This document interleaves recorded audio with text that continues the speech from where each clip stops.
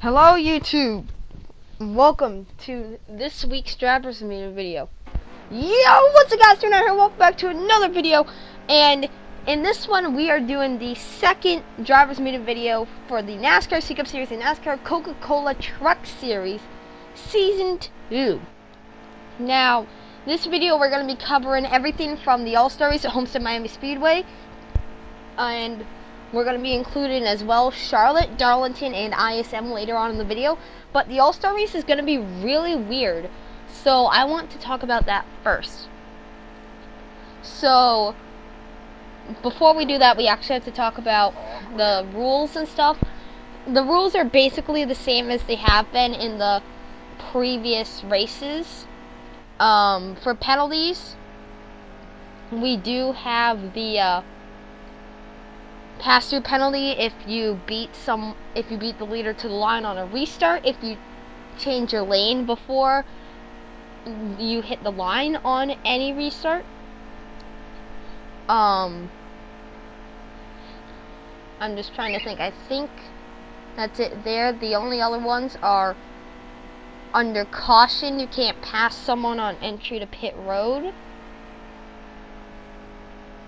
That's sent to the back. And if you wreck someone on the pit road, we're going to make that a pass-through penalty, which you have to serve while we go green.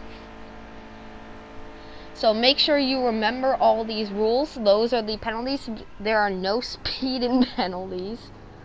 So feel free to speed on the pit road as fast as you would like. But anyways, on the more important factors, let's start with the All-Star Race. So the All-Star Race will be an 80-lap event. Oh, did I say 80 lap? I meant 80 green flag laps. We will begin with a quick qualifying session as usual, and then we will start the race. Stage 1 is going to be 20 green flag laps. Caution laps in this race do not count towards the overall laps. We have 20 green flag laps in every stage. It works kind of like how the real All-Star Race works, where the winner of stage 1 gets put on the front row. So the stages are basically qualifying for the final stage. Stage winner of stage 1 qualifies first. Stage winner of stage 2 qualifies second. Stage winner of stage 3 qualifies third. And then the rest of the field will be determined by pit stops at the end of stage 3. Now, if you win a stage, you will be on the front row in first for the next stage. Everywhere else will be determined by pit road. I know it's very complicated, but you'll understand what I mean in the race. So let's say that we run 10 laps, we're on lap 11, and we have a caution.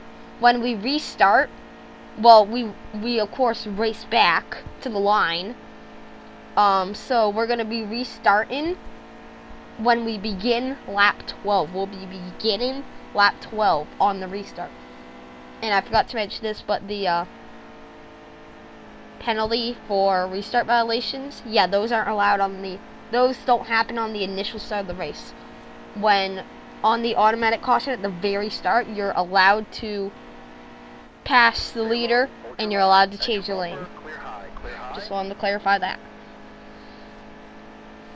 Anyways, basically the big reason I want to cover the All-Star Race first, and why it's going to take up most of this video, we're already about 4 minutes into the video, and it's only going to be 9.5 minutes or shorter, is because of the end of the race.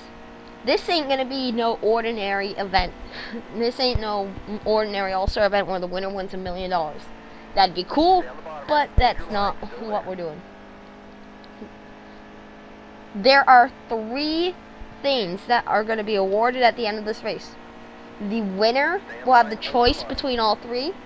Whoever finishes second will have the choice between the 2 that the first place person did not pick, and whoever gets third will take whatever's left. The first thing is pretty simple, 5 points. If you choose this, you will receive 5 points immediately, and all 5 of them are also playoff points. So you'll begin the playoffs with 5 more points than you would otherwise, and you will also have 5 more points to help get you into the playoffs, and then therefore the championship 4 in the first place. So besides that,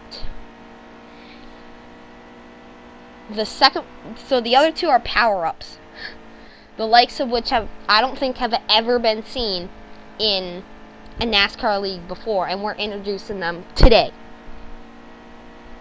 The first one is the ability to make any driver start 1 lap down. Let me explain. So, if you choose this power-up, at 5 races of your choosing, you can make any driver begin the event 1 lap down. So let's say you have this, and we're going to Watkins Glen. If you wanted me, Eternal, to start 1 lap down, you could use your power-up, say that you want Eternal to start 1 lap down, bam, no matter what position I qualify in, I'm 1 lap down when we start the event, and I have to make up that lap. Of course, I can get it back through free pass or lucky dog or wave around, whatever. But oh yeah, by the way, we don't have a wave around in this league. Forgot to mention. So there is that. The final power-up. Oh, and by the way, that can only be used on 1 driver, and it can only be used for five times. Once a race. 5 races. The final power-up, and I really need to hurry up with explaining this one. The final one is to make any driver go to any position you want them to go to. Let's say you win this power-up, and you want Caleb to move up to 2nd, or you want yourself to move up to the lead. You can use your power-up. You can move yourself to the lead. You can move Caleb to 2nd, Eternal to last, wherever you want people to be. You can use this 1 time on 1 person per race. Cannot be within the last 10 laps of a race, and it can only be used at 4 races. Got all that? Good. That's the All-Star stuff, and I really need to hurry up with finishing the rest of this. I'm almost out of gameplay.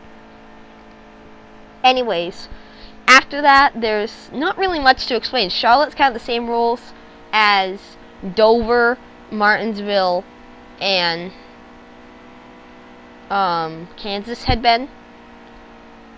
Darlington's kind of the same. It's not going to be no holds bar race like it was last year. We're not going to have that. We're just going to have a regular old Darlington race.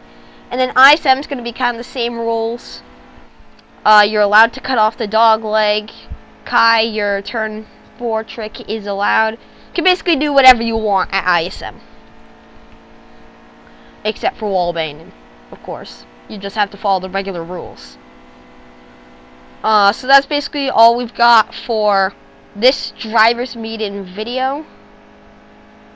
It's very interesting. Homestead's going to be a great race. And we will have the Open on the same day as the Homestead race at 4 p.m. Eastern. Or no, wait, no. No.